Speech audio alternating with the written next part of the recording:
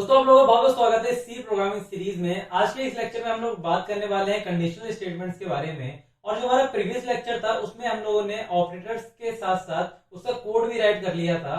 तो इस वीडियो में आप लोगों को बताने वाला हूं कि जो हमारी कंडीशनल स्टेटमेंट्स होती हैं वो किस तरीके से वर्क करती हैं। और ये जो कंडीशनल स्टेटमेंट्स के जो लेक्चर रहने वाले हैं उनको मैं दो पार्ट्स में डिवाइड करने वाला हूँ। फर्स्ट लेक्चर में आप लोगों को सारी थ्योरी के बारे में बताने वाला हूँ और सेकंड लेक्चर जो हमारा होगा उसमें मैं आप लोगों को जो भी उस थ्योरी का कोड होगा या फिर मैं कहूँ कंडीशनल स्टेटमेंट्स का जो कोड होगा वो मैं आप लोगों को राइट कराऊंगा। तो दोस्तों चलते हैं अपने कंप्यूटर स्किल में और वहां चल के देखते हैं कि जो हमारी कंडीशनल स्टेटमेंट्स होती हैं वो किस तरीके से वर्क करती हैं हमारे सी प्रोग्रामिंग लैंग्वेज में। दोस्तों मैं आ चुका हूं अपने कंप्यूटर स्किल में और आज की इस वीडियो में आप लोगों को बताने वाला हूं कंट्रोल स्टेटमेंट्स के बारे में या फिर मैं कहूँ कंडीशनल स्टेटमेंट्स के बारे में। तो जल्दी से अपने नोट्स पे चलते हैं और वहां चल के देखते हैं कि जो हमारी कंडीशनल स्टेटमेंट्स होती हैं क्या होती हैं और किस तरीके से हमारे सी प्रोग्राम में वर्क करती हैं। तो मैं जल्दी से अपने नोट्स को ओपन कर लेता हूँ और आप लोगों को बताता हूँ कि ये जो हमारी कंडीशनल स्टेटमेंट्स होती हैं वो किस तरह से वर्क करती हैं। तो दोस्तों कंट्रोल स्टेटमेंट्स होती क्या है? कंट्रोल स्टेटमेंट्स हमारी वो स्टेटमेंट्स होती हैं जो कि हमारे फ्लो ऑफ एग्जीक्यूशन को कंट्रोल करती हैं। तो दोस्तों चलते हैं अपने नोट्स में और वहां चल के देखते हैं कि जो हमारी कंडीशन स्टेटमेंट्स होती हैं वो किस तरह से वर्क करती हैं। तो दोस्तों ये जो हमारी कंडीशन स्टेटमेंट्स होती हैं ये होती क्या है मैं आप लोगों को बताना चाहूंगा।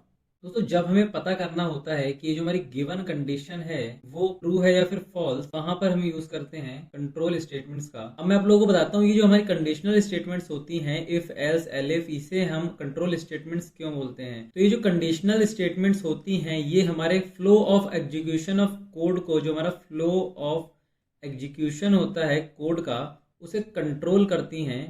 इसीलिए इन कंडीशनल स्टेटमेंट्स को हम लोग कंट्रोल स्टेटमेंट्स भी बोलते हैं। यहाँ पर मैं राइट भी कर देता हूँ, it is use to perform operations based on, यानी कि जो हमारी स्टेटमेंट्स होती हैं ये ऑपरेशन परफॉर्म कराती हैं कंडीशंस के बेस पे, उन्हीं को हम लोग कंट्रोल स्टेटमेंट्स बोलते हैं। तो कितने टाइप की हमारी कंडीशनल स्टेटमेंट्स होती हैं उनको जल्दी से देख लेते हैं चल के। तो पहली हमारी जो स्टेटमेंट्स होती है वो होती है इफ स्टेटमेंट, देन सेकंड हमारी होती है if else statement, and third हमारी जो होती है वो होती है इफ एल्स लैडर, एंड दोस्तों जो हमारी फोर्थ स्टेटमेंट्स होती है वो होती है नेस्टेड इफ। दोस्तों अब मैं आप लोगों को बताता हूँ कि जो चार स्टेटमेंट्स मैंने आप लोगों को राइट कराएंगे ये किस तरीके से वर्क करती है हमारे सी प्रोग्राम में। तो मैं जल्दी से अपने नोट्स को यहाँ से मैक्सिमाइज कर लूंगा और आप लोगों को one by one in statements के बारे में बताता हूँ। तो ये जो हमारी फर्स्ट स्टेटमेंट जो है इफ स्टेटमेंट, ये क्या करती है हमारे डिसीजन मेकिंग में काम आती है जब हमारा फ्लो ऑफ एग्जीक्यूशन हो रहा होता है कोड का। और ये कंट्रोल करती है हमारे फ्लो ऑफ एग्जीक्यूशन को, क्योंकि ये जो स्टेटमेंट्स होती है ये चेक करती है कि जो हमारी कंडीशन है वो ट्रू है या फिर फॉल्स। अगर हमारी कंडीशन अगर ट्रू होगी तो हमारा जो इफ स्टेटमेंट्स के अंदर का कोड है वो एग्जीक्यूट हो जाएगा, वरना हमारा फ्लो ऑफ एग्जीक्यूशन जो हमारे इफ स्टेटमेंट के बाहर कोड लिखा हुआ है वहां पर मूव हो जाएगा। तो वही सब मैंने यहाँ पे नोट्स में मेंशन भी कर रखा है। It is decision making statements, it is use to control flow of execution, यानी कि जो हमारी इफ स्टेटमेंट होती है ये क्या करती है फ्लो ऑफ एग्जीक्यूशन को कंट्रोल करती है और ये डिसीजन मेकिंग में भी काम आती है हमारे। तो जल्दी से देख लेते हैं इसका सिंटेक्स क्या होने वाला है। सिंटेक्स क्या होता है, कोड राइट करने का तरीका, ये मैंने आप लोगों को प्रीवियस वीडियो में बता रखा है। तो इफ स्टेटमेंट्स क्या है उसका सिंटेक्स देखते हैं जल्दी से। तो सबसे पहले हम लोग क्या करेंगे, यहाँ पर इफ लगा के पैरेंथेसिस के अंदर कंडीशन डालेंगे। कंडीशन हम लोग यहाँ पे क्यों देंगे, क्योंकि पहले ये हमारी कंडीशन चेक होगी। अगर ये हमारी कंडीशन चेक हो गई देन ये वाला जो हमारा कोड है ये एग्जीक्यूट हो जाएगा, वरना इसके नीचे जो कोड लिखा हुआ होगा जो हमारा कंट्रोल होगा वहां पे मूव हो जाएगा, जो यहाँ पे कोड लिखा हुआ होगा नीचे इफ स्टेटमेंट के। यही टर्मिनोलॉजी मैं आपको फ्लो चार्ट से भी बताना चाहता हूँ। सबसे पहले हमारा प्रोग्राम स्टार्ट होगा, देन जो हमारी कंडीशन होती है वो चेक होगी। अगर हमारी कंडीशन ट्रू है तो हमारा इफ वाला जो भी कोड हमने लिख रखा है वो एग्जीक्यूट हो जाएगा जो यहाँ पे हम लिखेंगे। अगर हमारी कंडीशन फॉल्स हो गई तो जो इफ के अंदर नीचे कोड लिखा हुआ होगा वहां पे हमारा कंट्रोल होगा वो मूव हो जाएगा जाके। बाकी जो भी इन स्टेटमेंट्स का कोड होने वाला है कंडीशनल स्टेटमेंट्स का वो मैं आप लोगों को one by one VS code में राइट कराने वाला हूँ, तो आप लोग बिल्कुल भी टेंशन मत लेना इस बात की। देन चलते हैं अपने सेकंड स्टेटमेंट पे जो है हमारी इफ एल्स स्टेटमेंट। तो दोस्तों जो इफ एल्स स्टेटमेंट्स होती है वो सिमिलरली होती है इफ स्टेटमेंट की तरह, पर चेंज बस ये होने वाला है इस इफ एल्स स्टेटमेंट में, जो ये हमारी इफ वाली बॉडी है अगर उसकी कंडीशन जो भी हमने उसके अंदर गिवन दे रखी है वो अगर फॉल्स हो गई तो हमारा जो एल्स वाला कोड है वो रन कर जाएगा। बस यही अंतर है इफ स्टेटमेंट्स और इफ एल्स स्टेटमेंट में। तो मैं जल्दी से इसके सिंटेक्स पे लेके चलता हूँ आपको। यहाँ पे जैसे कि मैंने लिख रखा है इफ, उसके अंदर कंडीशन दे रखी है, अगर ये कंडीशन ट्रू हो जाएगी लेट सपोज मैं यहाँ पर राइट कर दूं 3 ग्रेटर देन 2, तो ये जो स्टेटमेंट है हमारी ये ट्रू स्टेटमेंट हुई। अगर मैं इस कंडीशन को इस इफ वाली कंडीशन के अंदर डाल दूं तो ये जो कंडीशन हमारी ट्रू कंडीशन लिखी हुई है मैंने, तो ये क्या करेगी, इस इफ वाले जो बॉडी के अंदर मैंने कोड लिख रखा है इसे एग्जीक्यूट करा देगी। वहीं अगर मैं इस कंडीशन की जगह दूसरी कंडीशन राइट करा दूं, जैसे कि मैं रख दूं 2 जो है मेरा वो है लेस देन 1 से, तो ये जो हमारी कंडीशन हो गई ये हो गई हमारी फॉल्स कंडीशन। तो अगर मैं इस कंडीशन को इस इफ वाली कंडीशन में डालूंगा तो ये तो फॉल्स कंडीशन है, तो ये क्या करेगा कि जो हमारी इफ वाली बॉडी है उसे एग्जीक्यूट नहीं करेगा। तो जो भी हमारा एल्स के अंदर कोड लिखा हुआ होगा वो एग्जीक्यूट हो जाएगा। तो इस कंडीशन को मैं आप लोगों को फ्लो चार्ट से समझाना चाहूंगा। सबसे पहले हमारा कंट्रोल जो है वो स्टार्ट होगा, फिर हमारी इफ वाली कंडीशन चेक होगी। अगर हमारी इफ वाली जो कंडीशन है वो ट्रू हुई तो हमारी इफ वाली बॉडी एग्जीक्यूट हो जाएगी, वरना हमारी एल्स वाली बॉडी पे कंट्रोल चला जाएगा। तो आई होप आपको ये दोनों स्टेटमेंट्स बहुत अच्छे समझ में आ गई होंगी। देन अब हम लोग मूव करेंगे अपनी थर्ड वाली स्टेटमेंट्स पे, जो कि हमारी थी इफ एल्स लैडर। दोस्तों मैंने यहाँ पर करा क्या है कि जो नेस्टेड इफ है उसे मैंने नोट्स में ऊपर नोट डाउन कर दिया है, और जो हमारा इफ एल्स लैडर है उसे मैंने नीचे नोट डाउन कर दिया है। तो सबसे पहले हम लोग ये कवर कर लेते हैं, उसके बाद हम लोग नेस्टेड इफ वाली कंडीशन है उसको हम लोग देख लेंगे। तो दोस्तों ये जो हमारी इफ एल्स इफ लैडर होती है ये होती क्या है, मैं आप लोगों को जल्दी से बताता हूँ। जब हमारे पास मल्टीपल्स कंडीशन पड़ी होती हैं तो हम लोग क्या करते हैं, बार बार इफ का यूज नहीं करके एल्स इफ का यूज कर लेते हैं अपने कोड में। उसी को बोलते हैं इफ एल्स इफ लैडर। यानी कि मैं यहाँ पे क्या करता, इफ कंडीशन के अंदर कोई कंडीशन देता, उसके बाद मेरे पास दूसरी कंडीशन होती तो मैं उस कंडीशन के लिए फिर से इफ का यूज करता, देन थर्ड कंडीशन के लिए मैं फिर से इफ का यूज करता।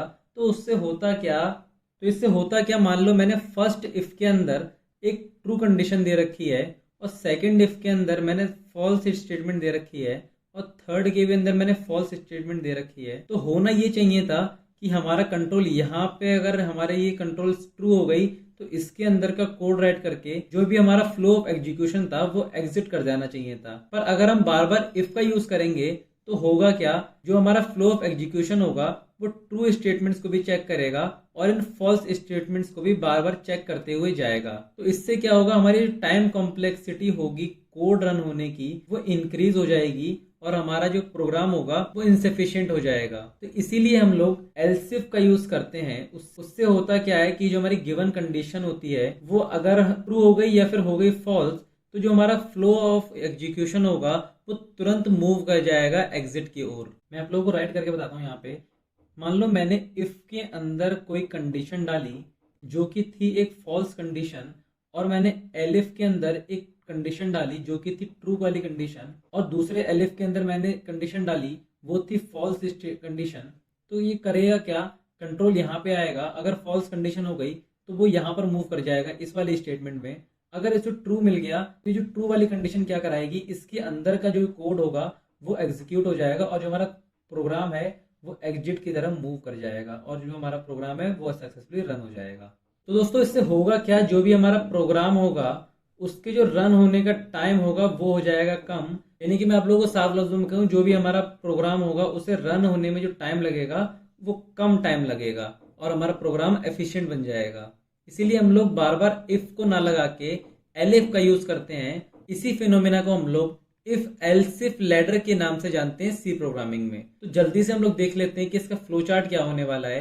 तो सबसे पहले दोस्तों होगा क्या, यहाँ पर जो हमारा फ्लो ऑफ एग्जीक्यूशन है वो स्टार्ट होगा। देन ये हमारी पहली जो कंडीशन दे रखी है अपनी, ये अगर ट्रू हो गई तो जो भी इसके अंदर हमने कोड राइट कर रखा होगा वो प्रिंट हो जाएगा जाके, और अगर ये फॉल्स हो गई तो हमारे सेकंड जो कंडीशन है उसके ऊपर कंट्रोल चला जाएगा। मैंने यहाँ पे नोट्स में ट्रू ट्रू ट्रू और यहाँ पे फॉल्स फॉल्स लिखना भूल गया हूँ। तो जब मैं आप लोगों को डिस्क्रिप्शन में ये नोट्स प्रोवाइड कराऊंगा तो मैं उसे करेक्ट कर दूंगा यहाँ पर। यानी कि अभी आप ये समझ लीजिए कि ये लाइन जो मैंने लिख रखी है ये तभी एग्जीक्यूट होगी जब हमारा ये कंडीशन ट्रू हो जाएगी, और अगर ये हमारी कंडीशन फॉल्स हो गई तो जो हमारा कंट्रोल है वो पहुंच जाएगा सेकंड कंडीशन के ऊपर, और ये जो अगर सेकंड कंडीशन ट्रू हो गई तो ये वाला जो कोड होगा वो प्रिंट हो जाएगा। वरना अगर ये फॉल्स हो गई तो जो हमारा फ्लो ऑफ एग्जीक्यूशन है वो मूव कर जाएगा थर्ड कंडीशन के ऊपर और हमारी जो एल्स वाली बॉडी होगी वो एग्जीक्यूट हो जाएगी। उसके बाद जो भी हमने इस कोड के नीचे कोड राइट कर रखा होगा वो प्रिंट हो जाएगा यहाँ पर, जो भी हमने यहाँ पर लिख रखा है। देन अब हम लोग देख लेते हैं कि हमारा नेस्टेड इफ क्या होता है। तो दोस्तों नेस्टेड इफ का यूज हम लोग तब करते हैं जब हमारे पास कंडीशंस के अंदर भी कंडीशंस होती हैं। लेट्स सपोज मैंने आप लोगों से कह दिया कि आप लोग ड्राइव तब कर सकते हैं जब आपकी एज हो जाए 18 और आप हो बॉय। तो यहाँ पे दो कंडीशन हो गई कि पहली कंडीशन आपकी एज 18 होनी चाहिए और दूसरी कंडीशन कि आप एक बॉय होनी चाहिए, तब आप ड्राइव कर सकते हैं, वरना आप ड्राइव नहीं कर सकते। तो यहाँ पे क्या होगा, मल्टीपल कंडीशंस आ गई, तो इसीलिए यहाँ पर हम लोग यूज करेंगे नेस्टेड इफ का। एंड दोस्तों ये जो हमारा नेस्टेड इफ होता है ये क्या काम करता है, जो हमारा कोड होता है उसको कंसाइज करने में मदद करता है। यानी कि अभी यहाँ पे क्या हो रहा था, इफ एल्स लैडर में हमको बहुत लंबा लंबा कोड राइट करना पड़ रहा था अलग अलग कंडीशंस के लिए, पर ये नेस्टेड इफ होता है यहाँ पर चीजें अलग हो जाती हैं। ये क्या काम करता है, कंडीशंस के अंदर कंडीशन लगा देता है।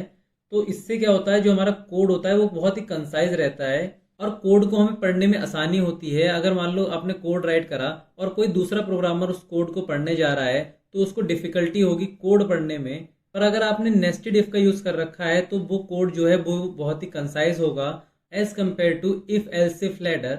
जो हमारा नेस्टेड इफ का कोड है वो बहुत ही ज्यादा कंसाइज रहने वाला है। एंड दोस्तों मैं आप लोगों को समझाना चाहूंगा इस फ्लो चार्ट की हेल्प से नेस्टेड इफ एल्स की टर्मिनोलॉजी को।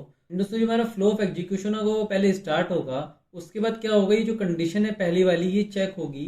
ये कंडीशन हम लोग कहाँ राइट करेंगे, इस इफ के अंदर राइट करेंगे। अगर ये हमारी कंडीशन ट्रू हुई तो जो हमारा फ्लो ऑफ एग्जीक्यूशन है वो इस इफ के अंदर मूव हो जाएगा। बट अगर हमारी कंडीशन हुई फॉल्स तो जो भी इस इफ के बाहर हमने कोड राइट कर रखा होगा यहाँ पे वो एग्जीक्यूट हो जाएगा। इस फ्लो चार्ट में मैंने दिखा रखा है कि अगर ये हमारी कंडीशन फॉल्स हुई तो जो हमारा कंडीशन 3 है वो एग्जीक्यूट हो जाएगी, जो कि हमने यहाँ पर डाल रखी होगी इस इफ के नीचे। एंड दोस्तों मैं यहाँ पर भी भूल गया हूँ कि यहाँ मुझे ट्रू लिखना था और यहाँ फॉल्स लिखना था। तो जब मैं डिस्क्रिप्शन में आपको ये नोट्स प्रोवाइड कराऊंगा देन मैं आप वहाँ पर इसे ठीक कर दूंगा। बाकी इस चीज़ के लिए मैं माफ़ी चाहता हूँ। बाकी मुझे कमेंट सेक्शन में जरूर बताइएगा कि ये जो नोट्स हैं आप लोगों के लिए हेल्पफुल हो रहे हैं या फिर नहीं। और ये फ्लो चार्ट की मदद से मैंने आप लोगों को समझाने की पूरी कोशिश करी है कि किस तरीके से हमारा नेस्टेड इफ वर्क करता है। मैं आप लोगों को फिर से बताता हूँ। पहले अगर ये हमारी कंडीशन फॉल्स हो गई तो जो हमारा इस इफ के अंदर नीचे कोड राइट होगा वो एग्जीक्यूट हो जाएगा। अगर ये कंडीशन ट्रू हो गई तो ये जो हमने कंडीशन दे रखी है इस नेस्टेड इसे बोलते हैं नेस्टेड इफ, यानी इस इफ के अंदर हमने एक और इफ बना दिया। ये जो अगर हमारी पहली कंडीशन ट्रू हो गई देन जो हमारी सेकंड कंडीशन होगी वो एग्जीक्यूट हो जाएगी। लेट्स सपोज मैंने यहाँ पर डाल दिया कि जो आपकी एज है वो 18 के बराबर है और जो सेकंड कंडीशन है वो मैंने डाल दी कि आप एक बॉय हैं। तो जो हमारा एक फ्लो ऑफ एग्जीक्यूशन यानी ये वाली जो लाइन है तो होगा क्या, इस इफ के अंदर जो भी मैंने कोड राइट कर रखा होगा वो हो जाएगा प्रिंट हमारे कंसोल पर। तो दोस्तों आई होप आपको ये जो मैंने थ्योरी बताई है इस वीडियो में वो आप लोगों को समझ में आई होगी अच्छे से।